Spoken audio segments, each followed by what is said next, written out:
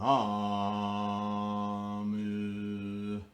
Myoho Renge Kyo.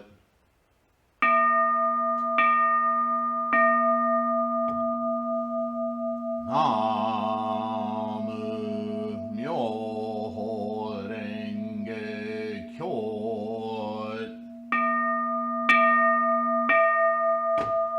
Namu Myoho Renge Kyo.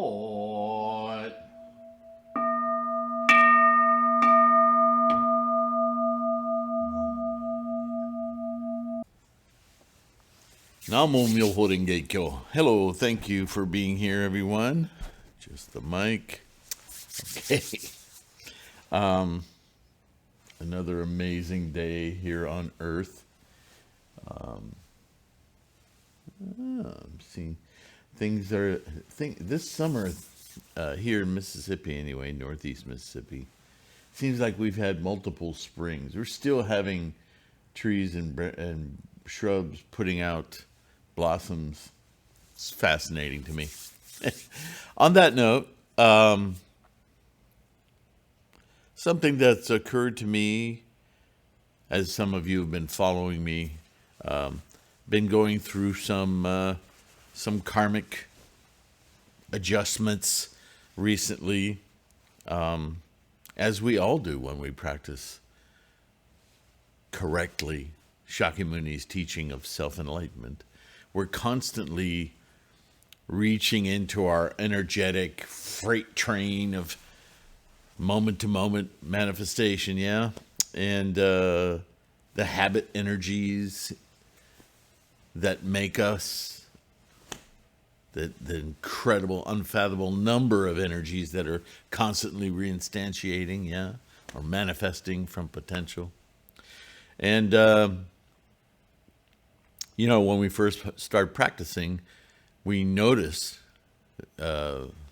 quite glaringly in our lives things changing, the nature of the people we meet changing, the nature of the attitudes and opportunities around us changing, the way we understand ourselves and our environment changing. There's some pretty big, obvious steps right off the bat.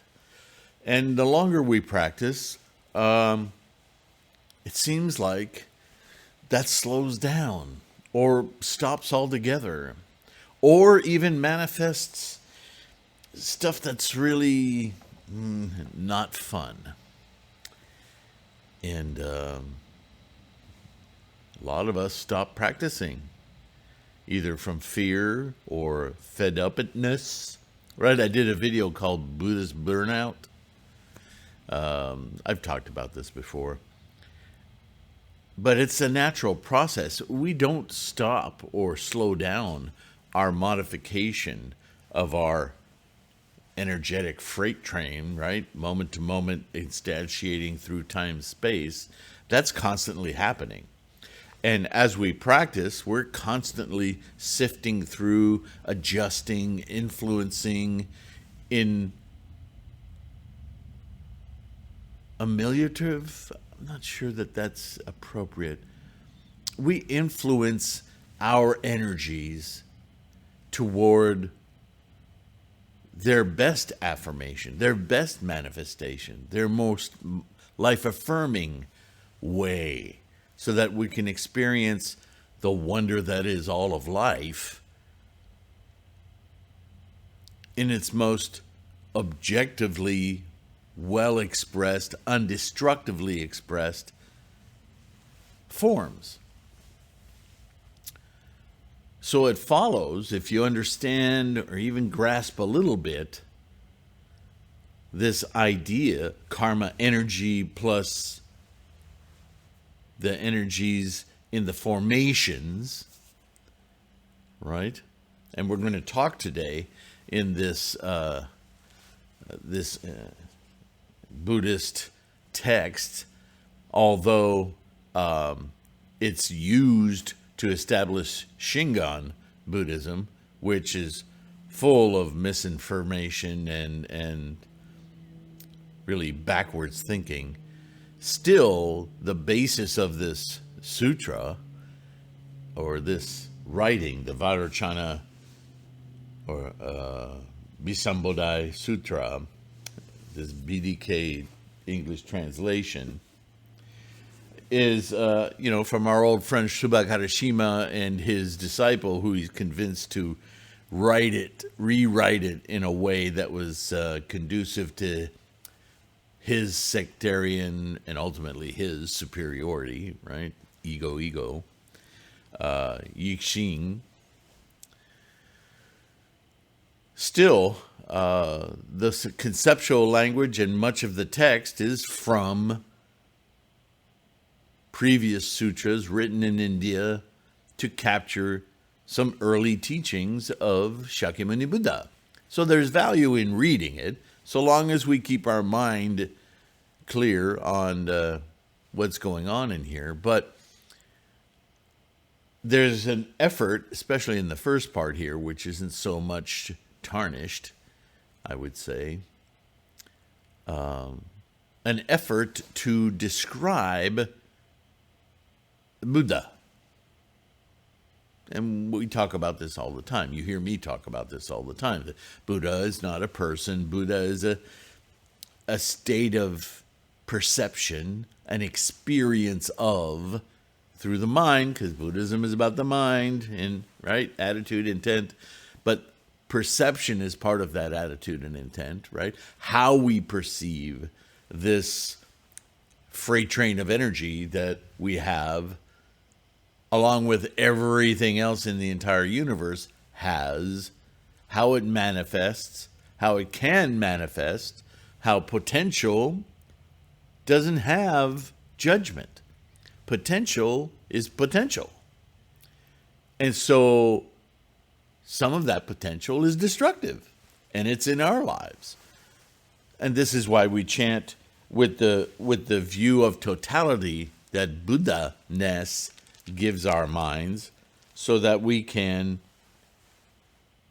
minimize the negativity and maximize the beauty, the joy, the full expression, while being affirming of the entire process, life, the universe. Yeah? Okay. I know. Words. Lots of them. Point being, ultimately, something I've been confronting a lot, and it's, okay, again, the karma busting, the changing, is sometimes so profoundly buried in a way from our consciousnesses, our awareness, our physical consciousnesses, that we have no idea it's there. We don't know what it looks like. We don't know how it influences the rest of our moment-to-moment being. And so back to what I was saying, when we chant and we make all these, and we see our life changing, and it's very inspiring, and our practice gets strong, and then there's lulls at sometimes where we just don't see. We get really spoiled. We're like, what's changing now? And maybe we don't see it. But trust me, it's happening. And if you persevere, if you maintain your resolve, your confidence, and this is why Nichiren, this is his biggest push in all of his doctrine, and Shakyamuni's doctrine, really, through the stories and all. It's your volition, your will, your strength of resolve that carries you through life. Because life includes quasars and black holes and, right, some really traumatic stuff. But if you stop at the first obstacle, then you stop your life. So with resolve, you may think you're going through the same thing, or a lull, or you don't see it at all, but it's happening. And at some point, major changes will become obvious. It may take a week, it may take a month, it's been a year at times. When I look back, you ever do that every now and again? A certain month of the year, maybe. We all have different time periods where we look back and we really contemplate it. Where have I been this last year? What have I done in this last year? And we start to be able to identify, oh yeah, I don't do that anymore. Or that just doesn't happen to me anymore. Huh. We may not even be able to identify them that precisely. It may just be a general sense. But that's because your karma, as unfathomably complex and large as it is,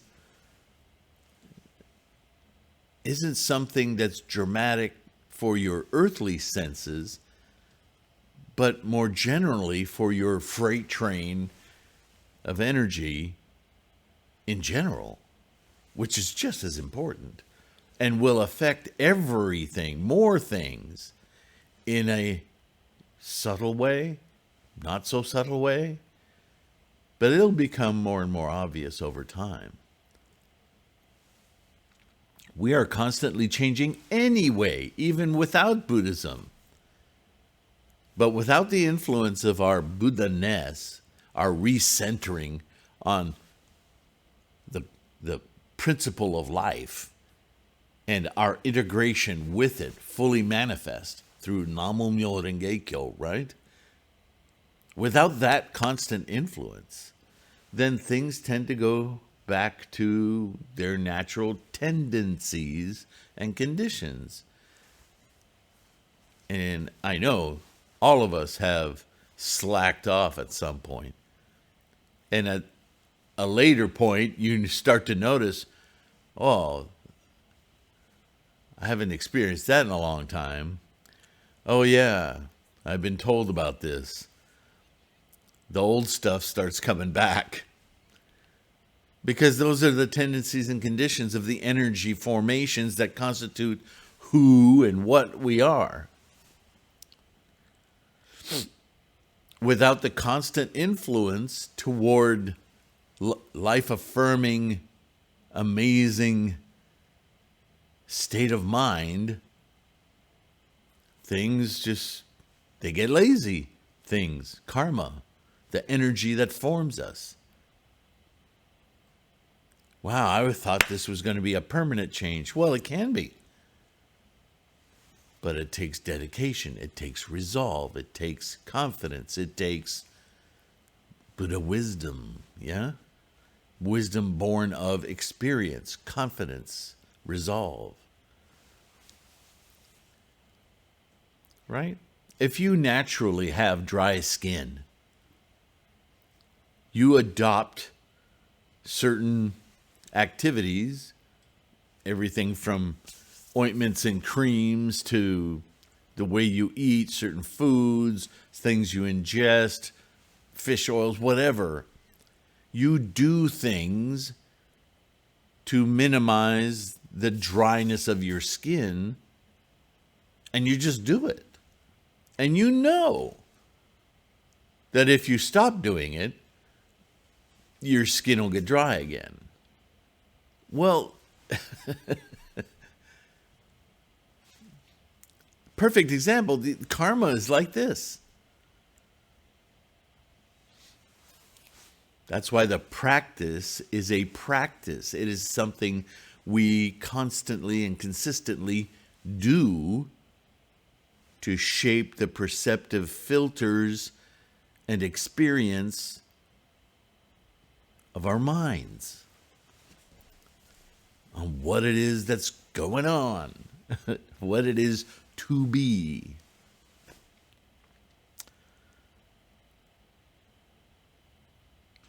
And so I would like you, because it's important for me, again, I'm challenging karma that has a different formation than it has in the past for me, but this idea of loving myself As soon as I say it out loud, I'm thinking 70s, 1970s, hippies, the love generation, the 60s. This idea of loving oneself, it pops up every now and again in popular culture, but I don't know about you. I haven't heard much about that in a long time. There's so much infighting, so much identity politic. I'm right, you're wrong. Everything's black and white. Nobody's just enjoying what it is to be with all of the different colors, from black to white, from black no light to white all light. There's this entire spectrum of being in between those polar opposites. That's where everything lies. We cut ourselves off from that, and it seems like today, whether it's capitalism or it's politic,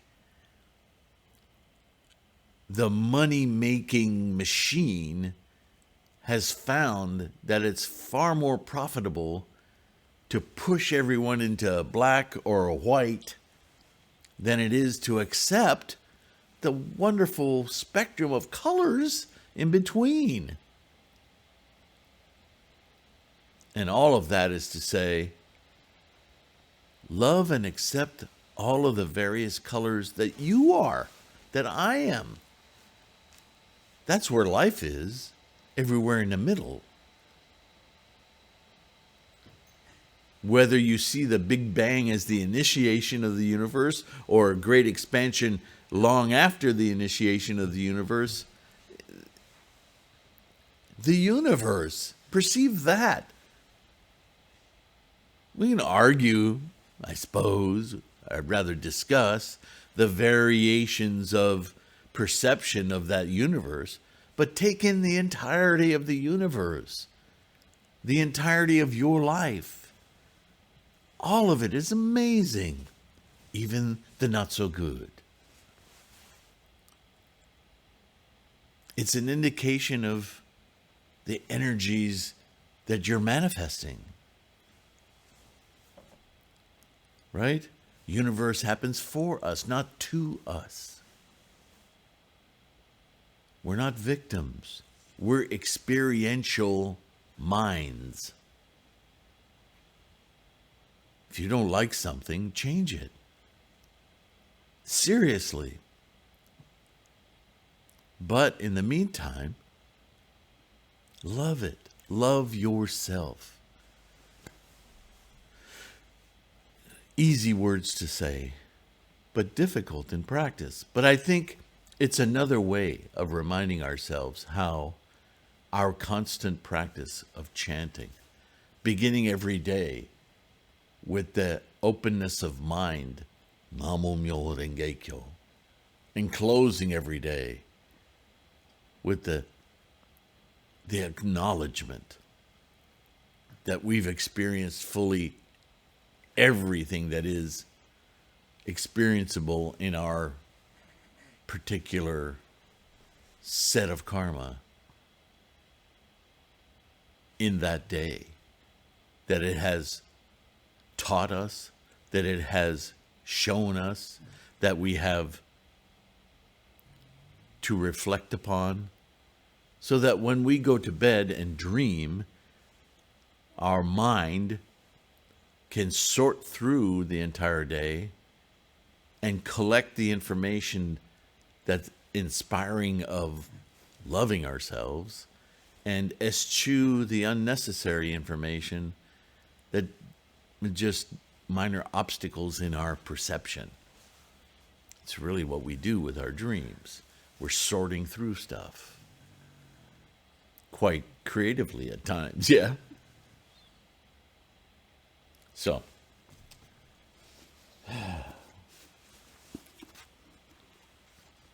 let's continue with the stations of the mind when entering the mantra way. These titles. Still, you can see the clear grain of fundamental understanding, even in the translations, as crazy as they can get, the meaning of Shakyamuni's teachings, they come through, yeah.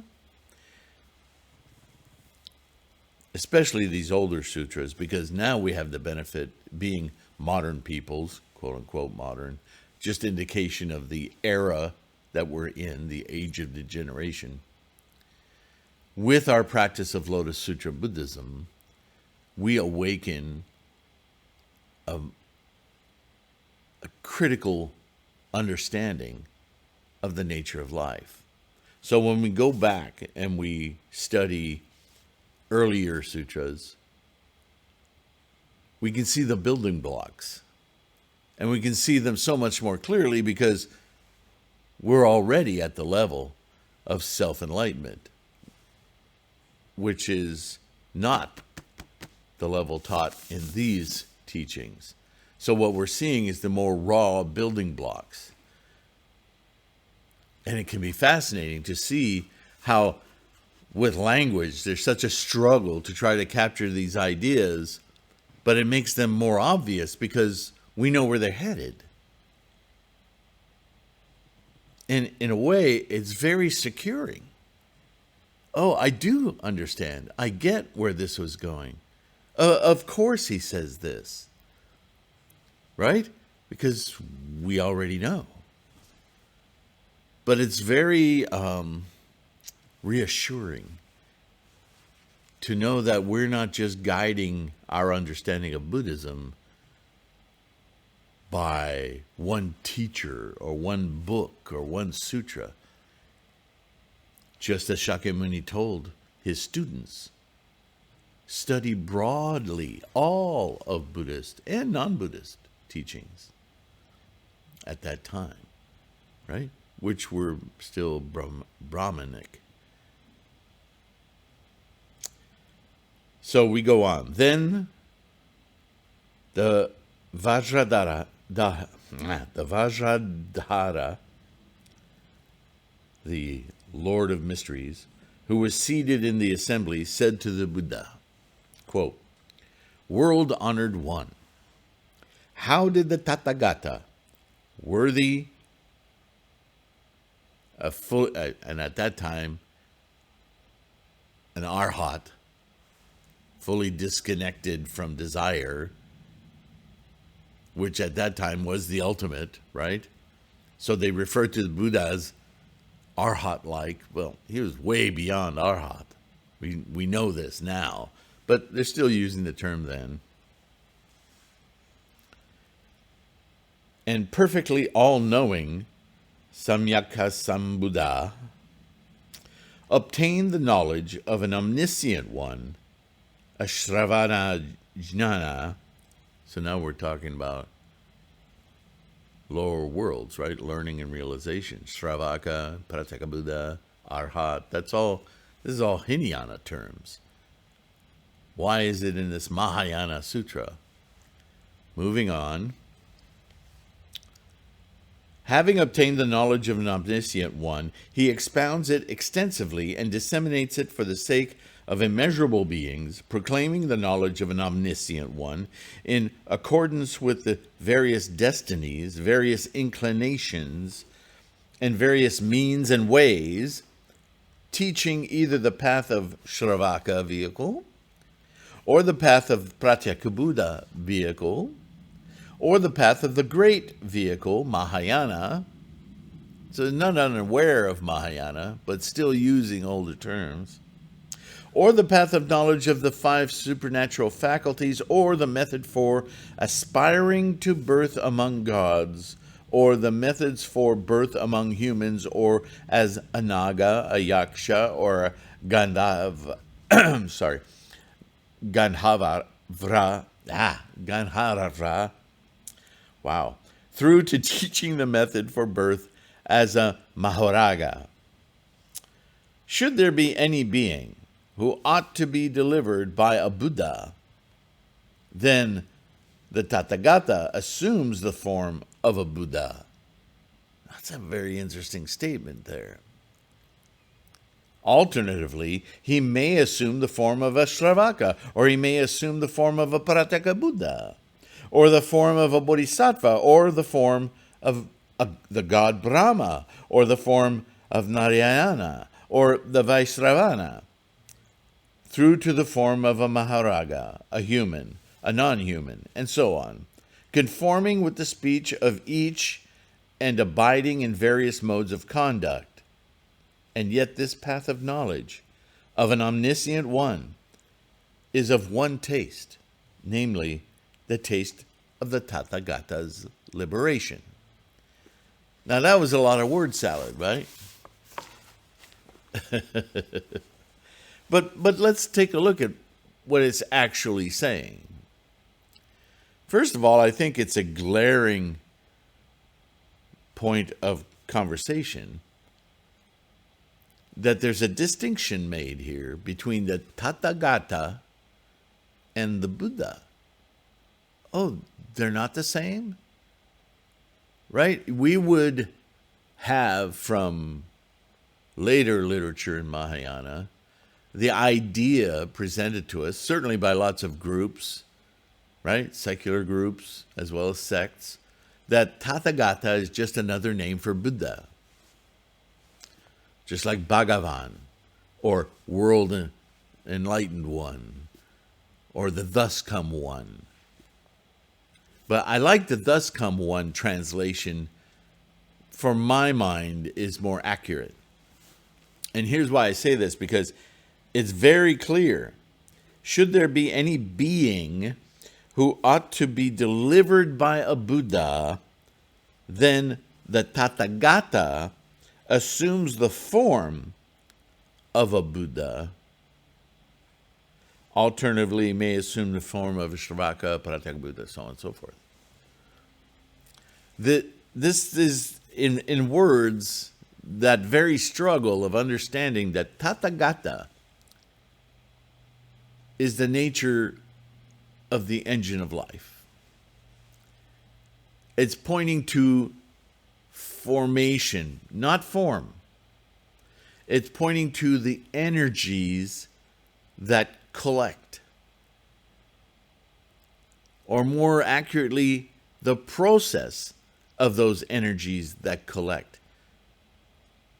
Energy, quiescent energy, has no time-space. It's just a quiet, unmanifesting basis.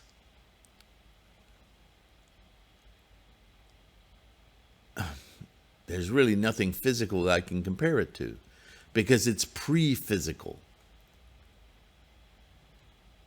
When that energy is in any way excited, disturbed,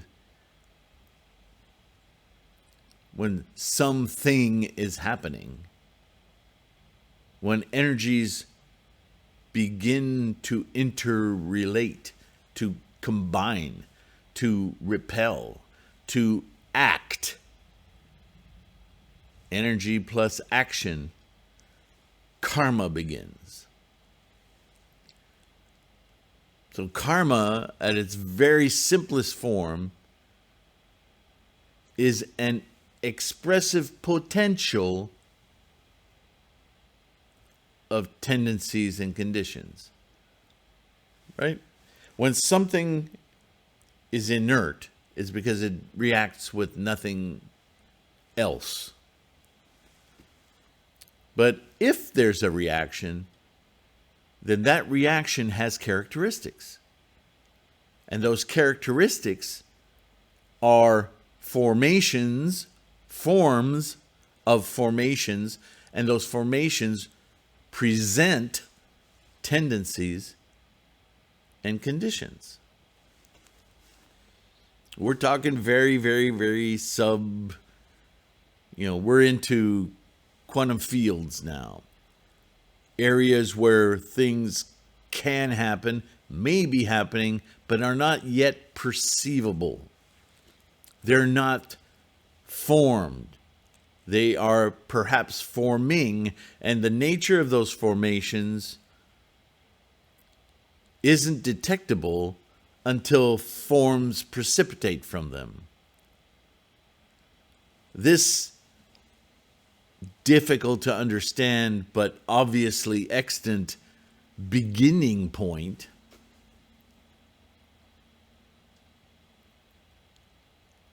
this never changes. This is true throughout, from the most simple to the most complex.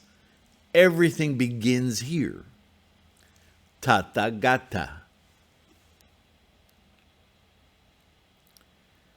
The expression of, the perception of that process, this is Buddha.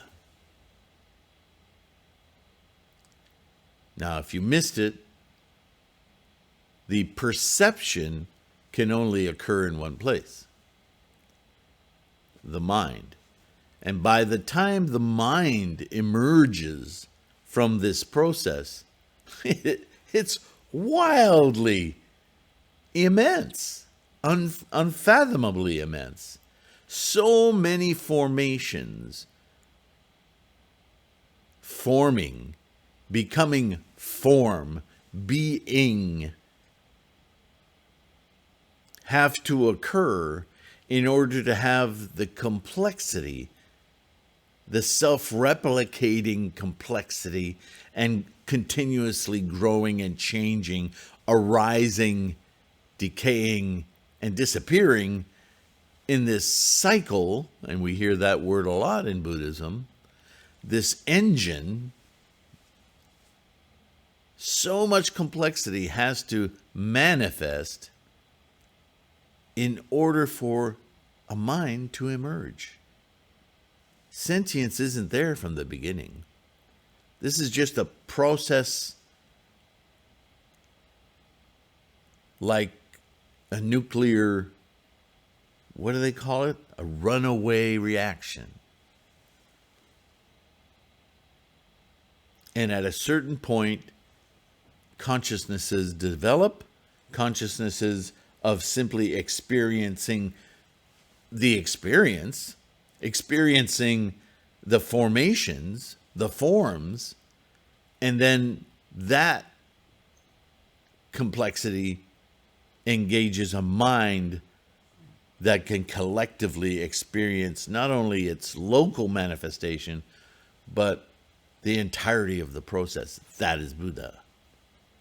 That is Buddha-ness. So the Tathagata, reread the word,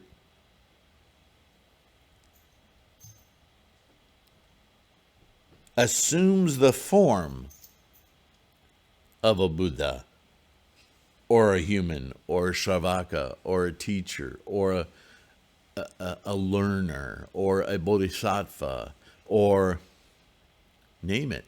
Because all the things of the universe are produced through this Tathagata.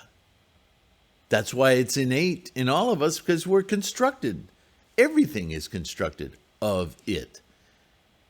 This initial process, right?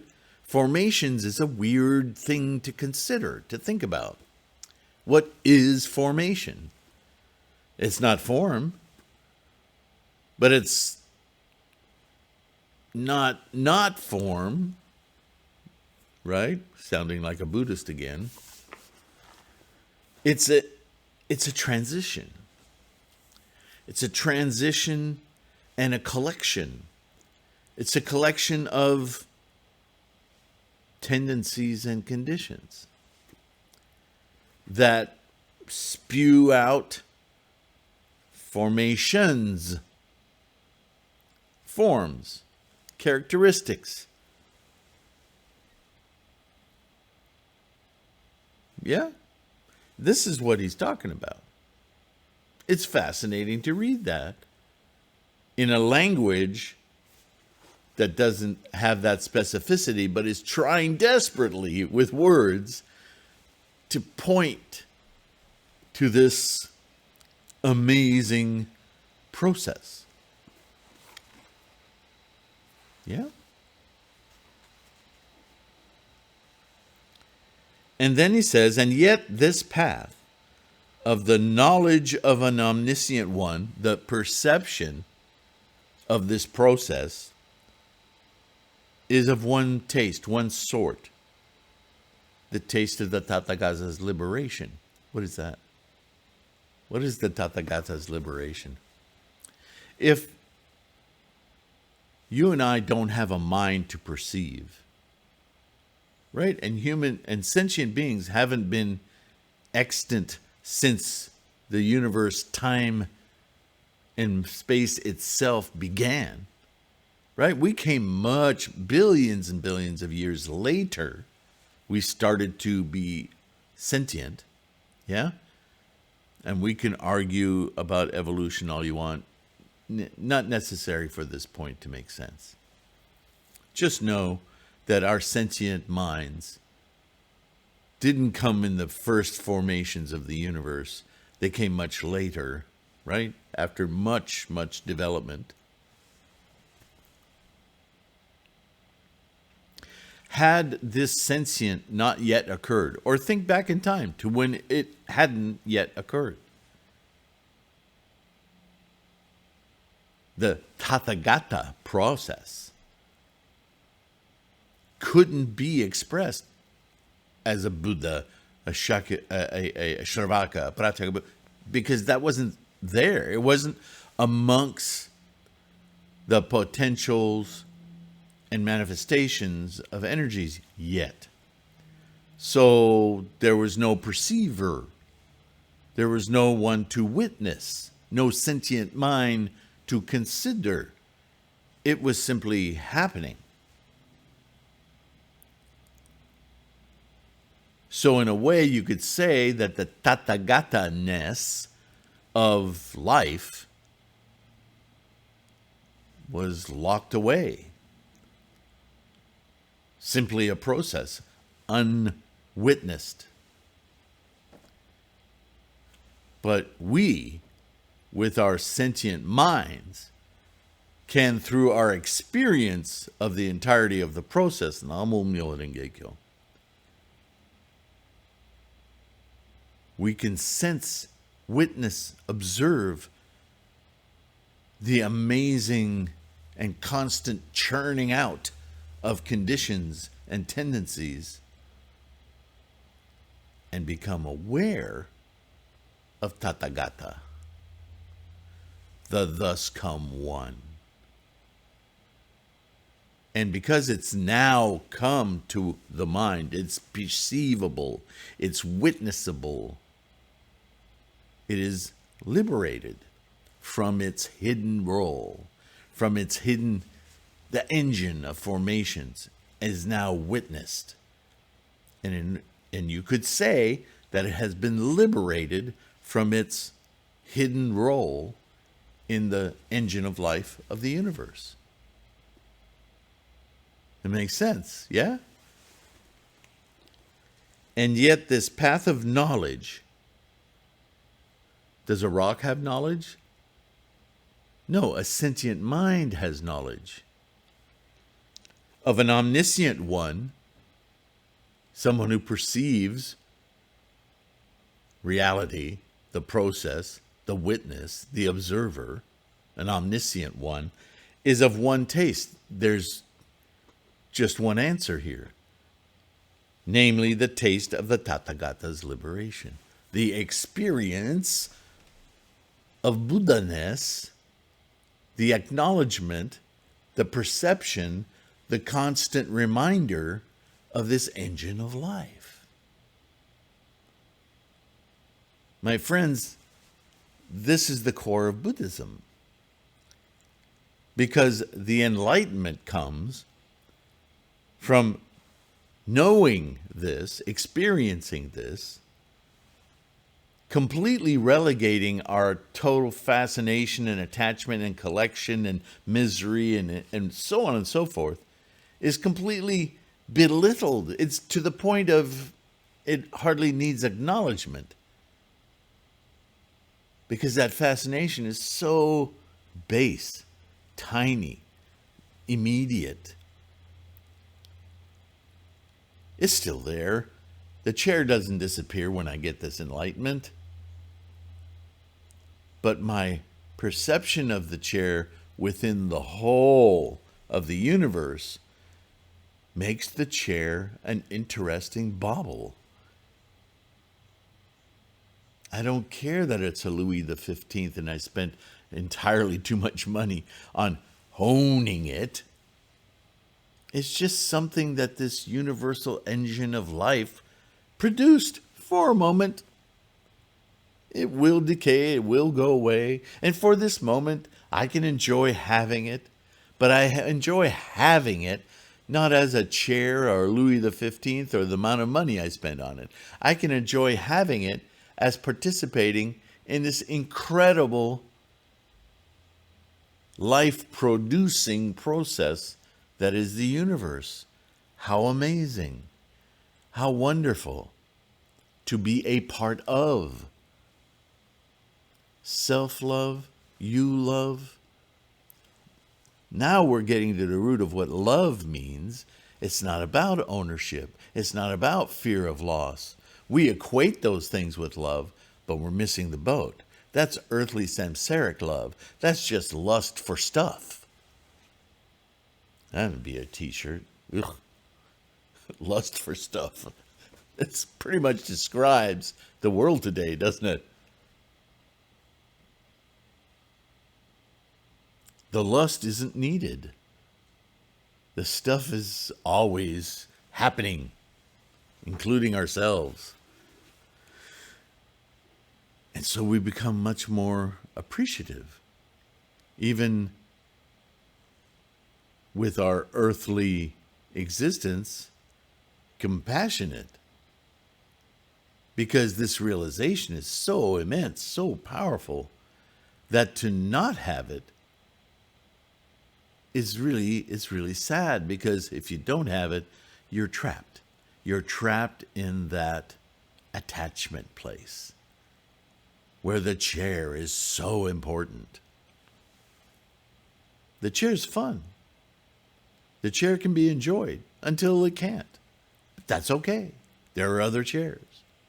I can sit on a rock. It's just as important as that Louis XV. Because the value is the experience, not the possession.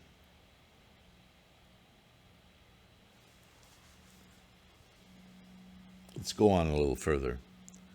World Honored One. Just as, for example, the element of empty space, which we know isn't truly empty, right? Everything is constantly active,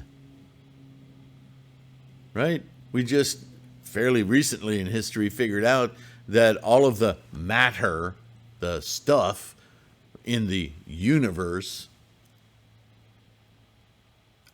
we only know about, 4%, 5%, 7%. It's very little of what we absolutely know mathematically is not the entirety of the universe. That space, that empty space, is not really empty. It's just that we don't understand how to see it, we can quantify it. Over 90% of the universe is completely unknown to us. That's a huge amount, isn't it? But when Buddhism talks about empty, they're not talking about a mason jar full of empty. Do you hear how ridiculous that sounds? Well, no, Sifu, it's full of air. We know that. Well,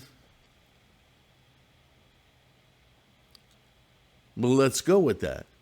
If it's full of air, can you reach into the jar and pick some out? That's what Buddhism is talking about. The ungraspable. The things we know we don't know. That's emptiness. Space is free from all differentiation. without differentiation and without non-differentiation. See, now this is where we're wrestling with. We know there's something there, but we don't know what it is, how it is, why it is, all of those. That the true nature of everything is like this. That it's just an occurrence, moment to moment.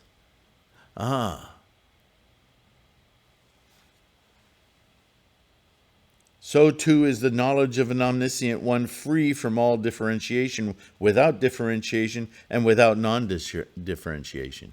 When you perceive, when you attain Buddha-ness, you perceive the Tathagata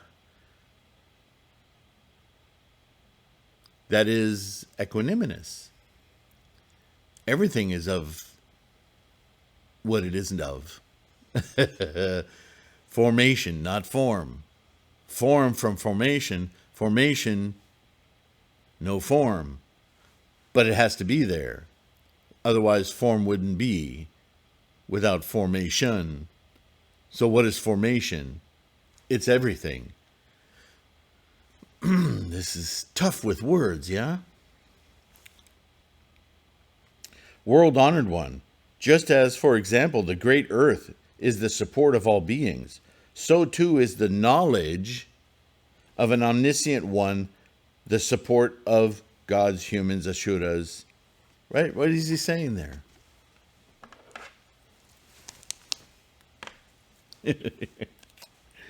Life.